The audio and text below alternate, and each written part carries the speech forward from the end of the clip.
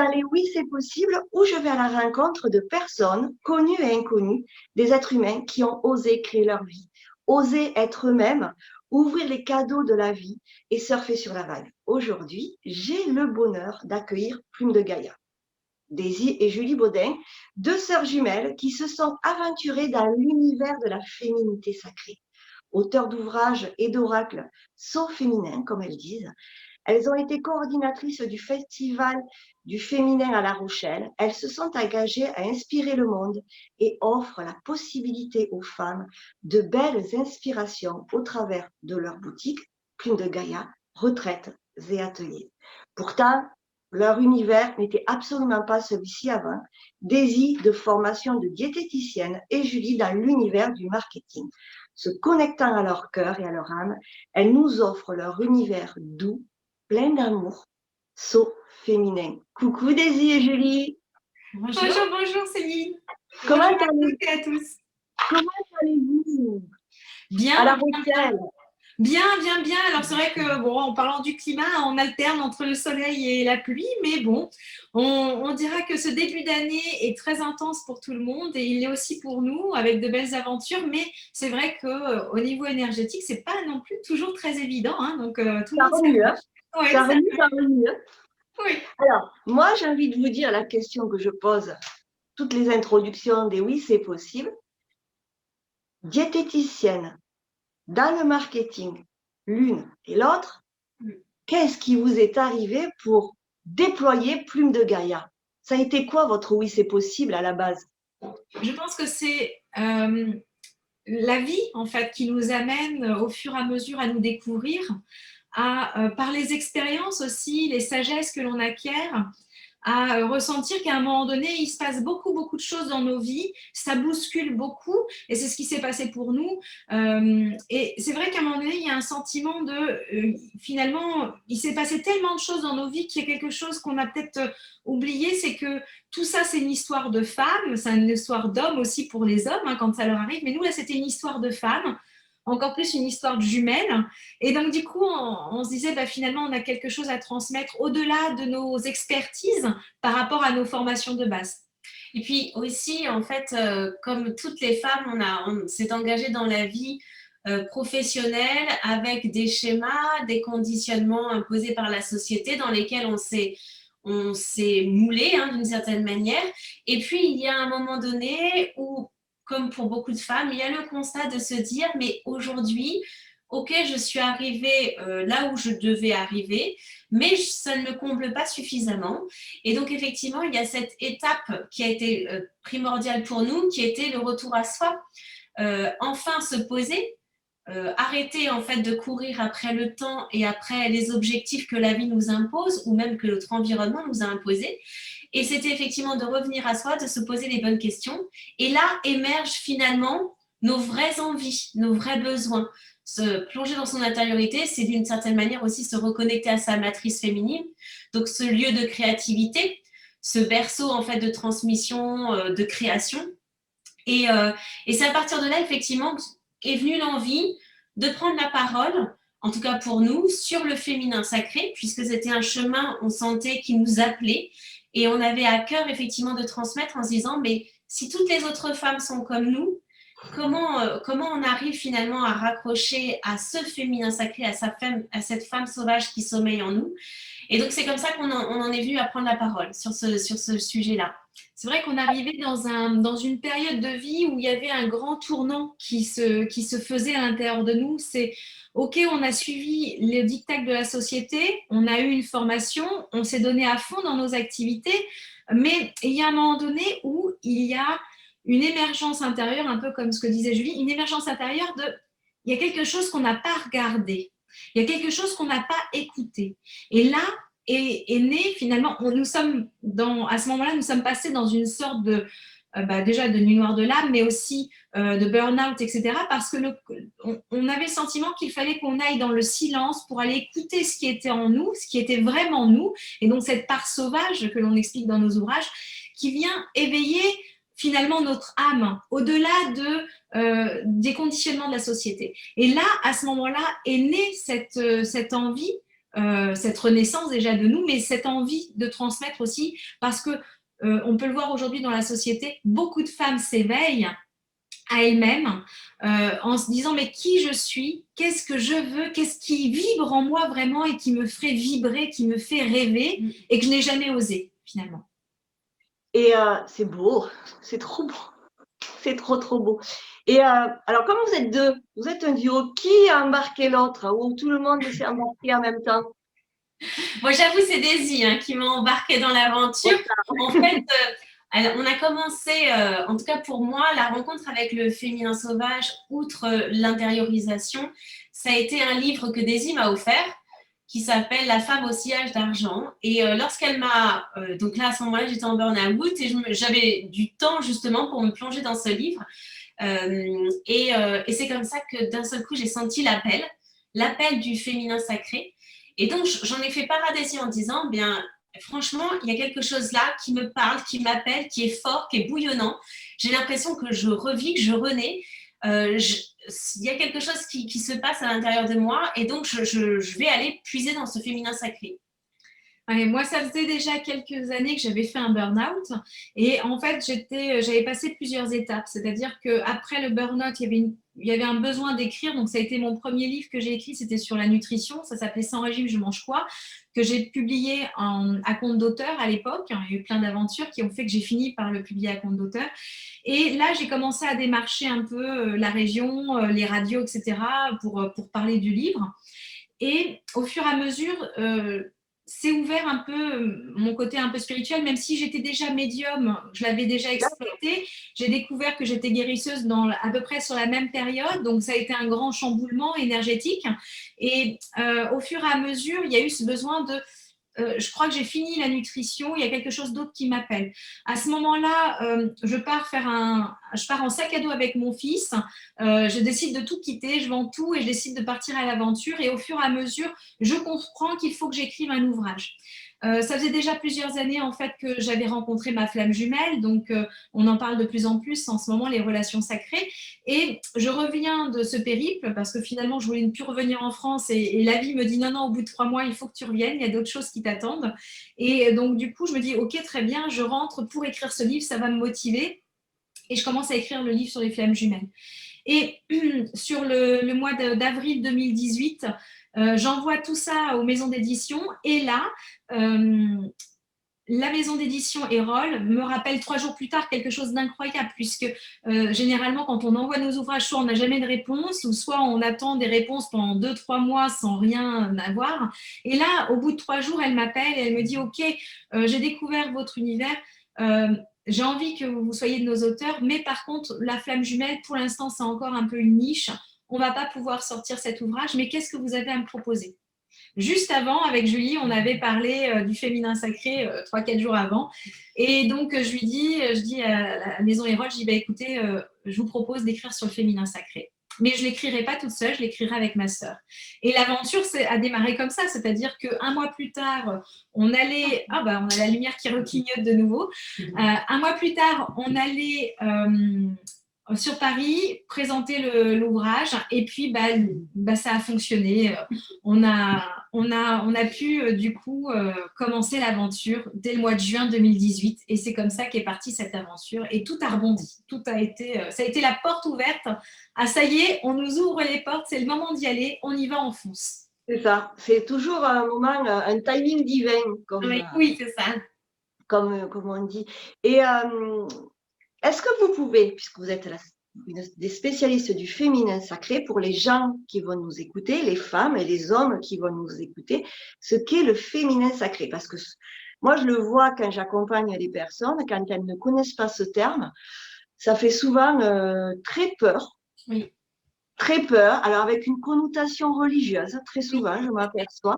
Oui. Donc, puisqu'on a sur le Oui, c'est possible, 2 spécialistes du féminin sacré, est-ce qu'en quelques mots, vous pouvez nous expliquer qu'est-ce qu'est le féminin sacré, tout simplement? Le féminin sacré, c'est un mot effectivement qui peut paraître barbare et qui fait peur, comme vous le disiez très justement, mais qui n'en est rien. En fait, c'est simplement comment je me reconnecte à ma vraie nature, à cette nature profonde, celle qui n'a pas été effectivement endoctrinés, on va dire ça comme ça, par les conditionnements de la société, par les attentes de l'environnement, les croyances limitantes. C'est en fait, c'est se reconnecter à ce côté sacré qui est en nous, qui est le petit joyau brut, comme lorsque nous sommes nés et lorsque cet enfant pouvait s'exprimer dans sa pleine liberté, dans sa pleine joie de vivre, dans sa pleine authenticité et singularité, sans être jugé, réprimé. Et donc, c'est effectivement comment on revient à soi, à ce petit joyau brut, et comment on le laisse s'expanser à l'intérieur de nous pour effectivement créer la vie qui nous correspond, en accord avec nos envies, nos besoins, et comment finalement je retrouve ma pleine puissance de femme et comment j'exprime au monde entier et aux autres toute la singularité et toute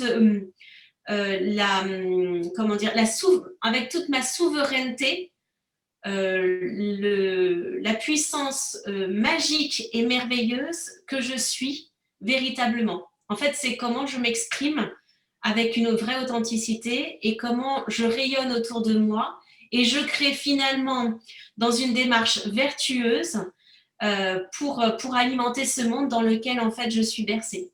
Ce qui est important, c'est de se rendre compte que pour chaque homme et pour chaque femme, nous avons tous une part féminine et une part masculine.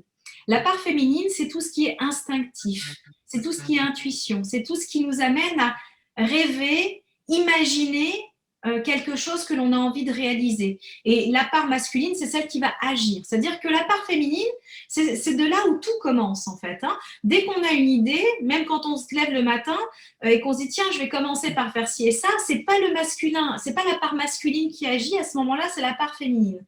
Donc l'objectif, c'est au-delà de penser où je vais faire les courses, je vais préparer tout ce qu'il faut pour les enfants, pour l'école, etc., ça va être à un moment donné, ok, je vais prendre aussi cette part féminine qui est aller vraiment à l'essence pure, finalement au contact de son âme, finalement, et qu'est-ce qui m'inspire? Qu'est-ce qui me donne envie de me lever le matin, mais avec une joie immense, une excitation de je vais réaliser quelque chose que je veux vraiment, au-delà des obligations. Et la part masculine va pouvoir, une fois que ce rêve a été réalisé dans la mentalisation, mais aussi dans l'énergie, puisque quand on a un rêve et qu'on veut le réaliser, on sent le crépitement, l'excitation qui s'opère en nous. Et là, d'un seul coup, la part masculine va dire « Ok, j'y vais ». Voilà. Alors, il va y avoir les peurs hein, juste avant, mais il y aura cette étape-là qui va se faire entre les deux, mais concrètement, c'est ça.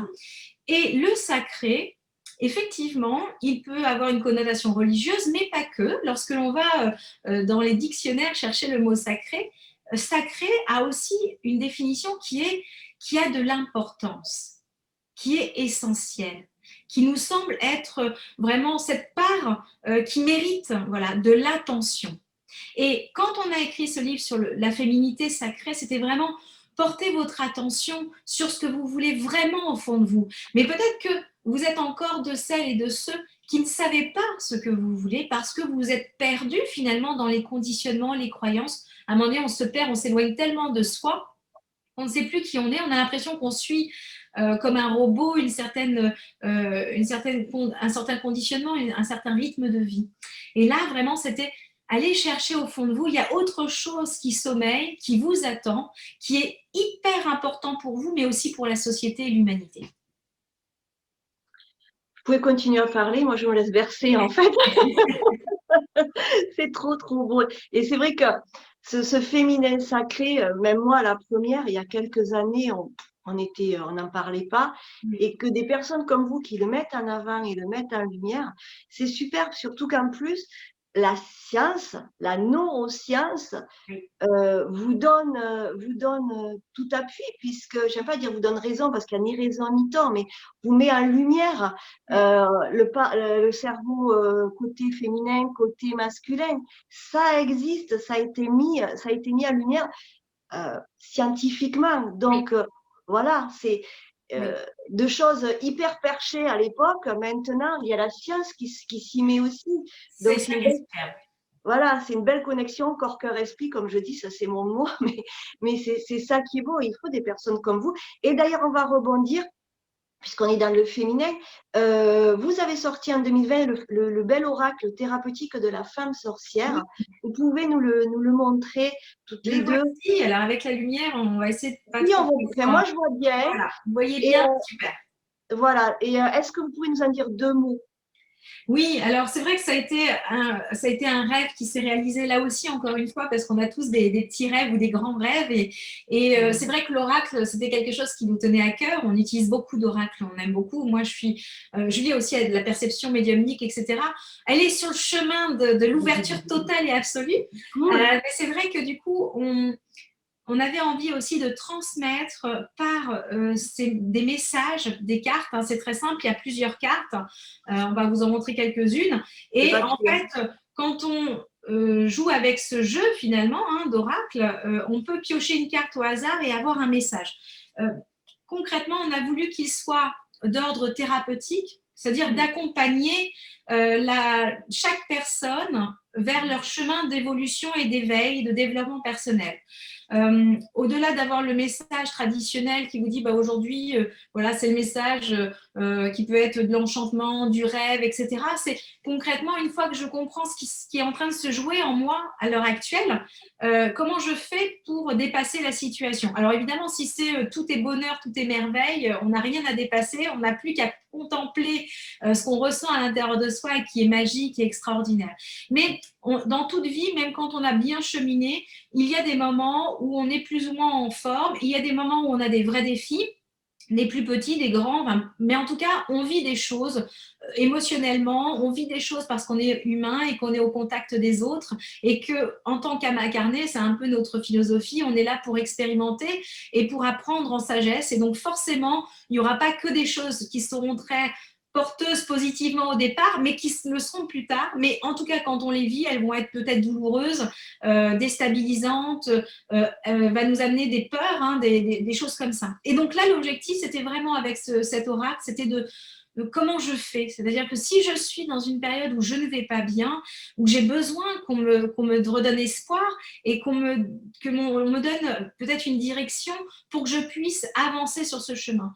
Ce n'est pas un oracle divinatoire, c'est un oracle thérapeutique. C'est-à-dire qu'il va vraiment vous dire, bah, écoutez, là, je manque de confiance en moi parce que justement, j'ai un super projet, mais j'ai peur parce que j'ai l'impression de ne pas être assez bien. Ou c'est toutes les croyances que l'on peut avoir hein, liées à notre vie, notre enfance surtout, qui nous a fait croire qu'on n'avait pas la force, la puissance pour avancer.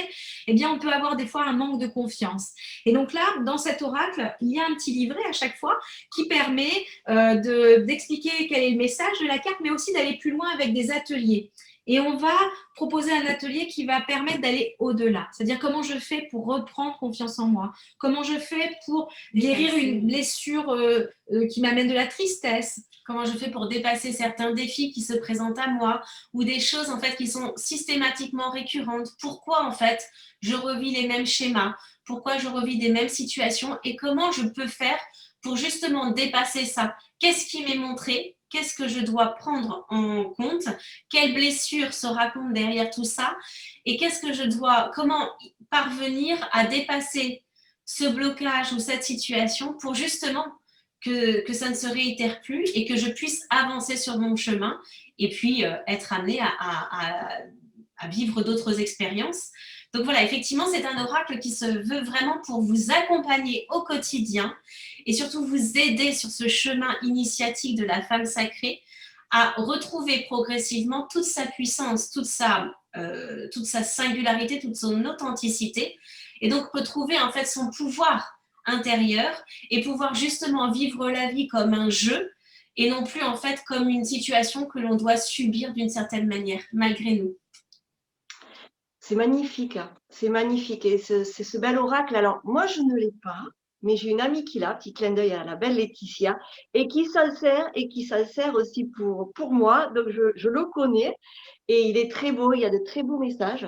Et c'est vrai que ça donne une autre dimension avec des petits ateliers et tout. C'est top. Et justement, alors, ça tombe bien, vous avez fait les oracles, les livres.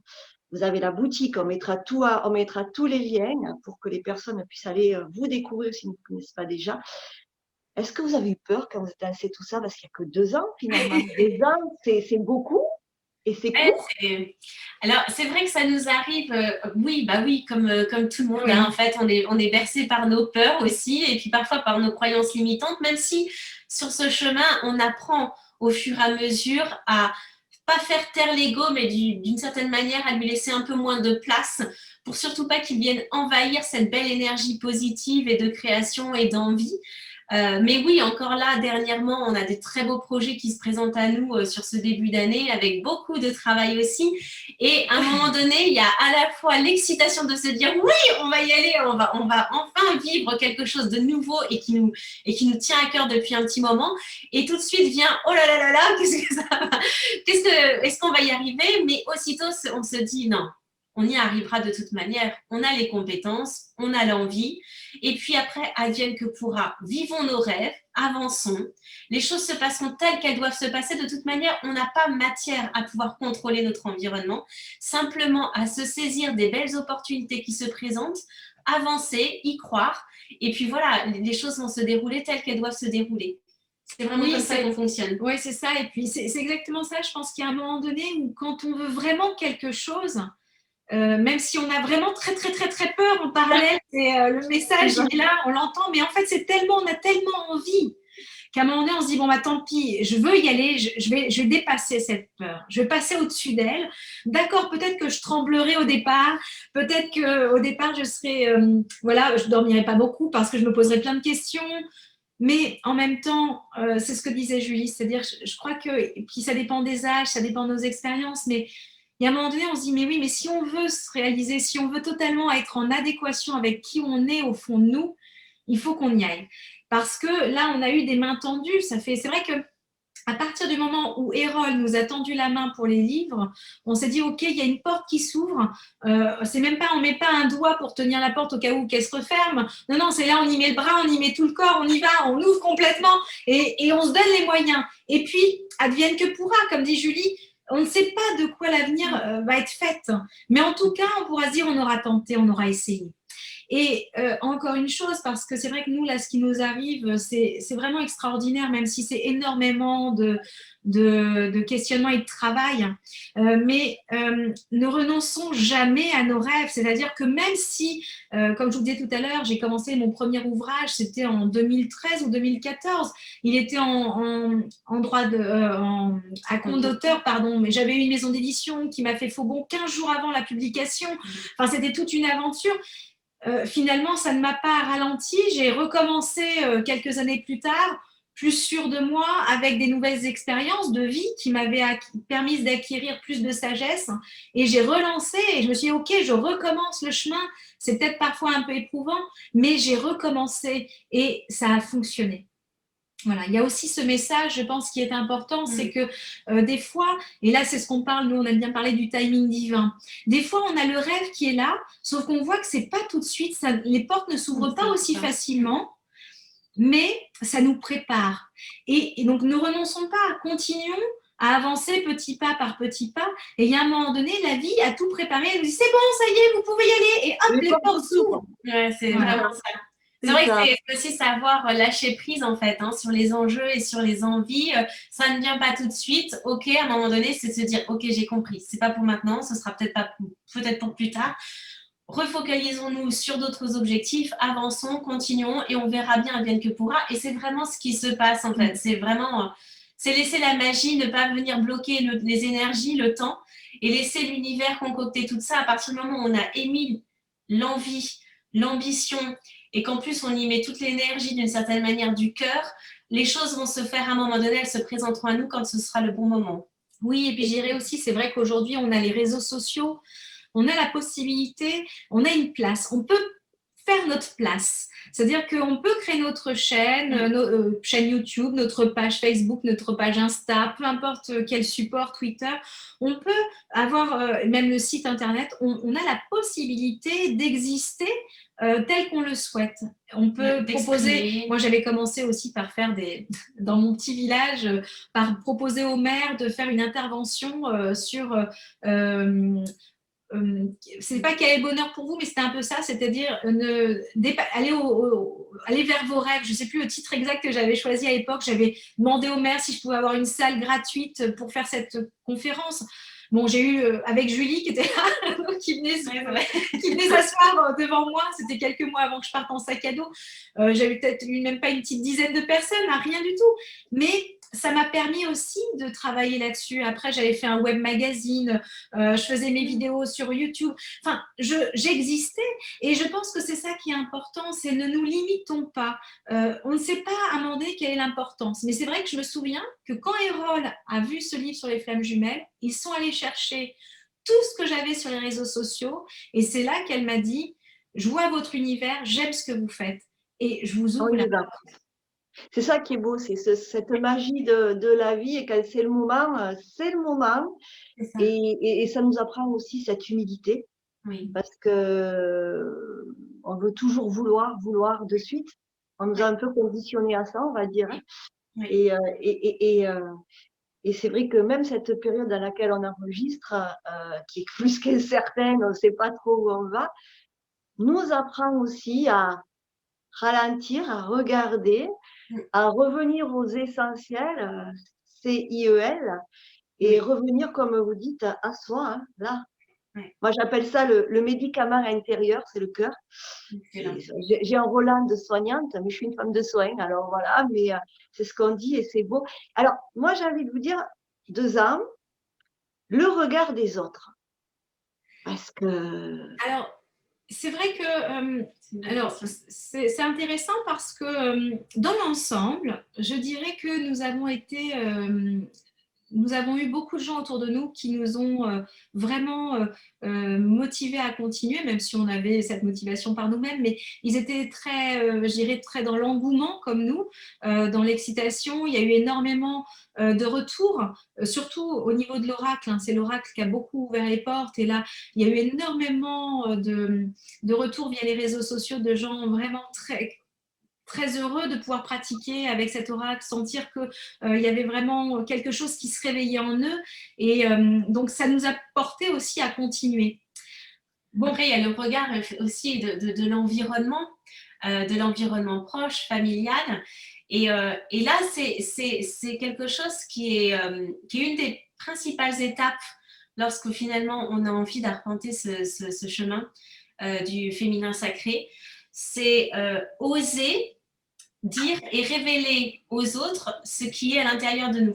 Donc effectivement, cette part authentique dont on parlait.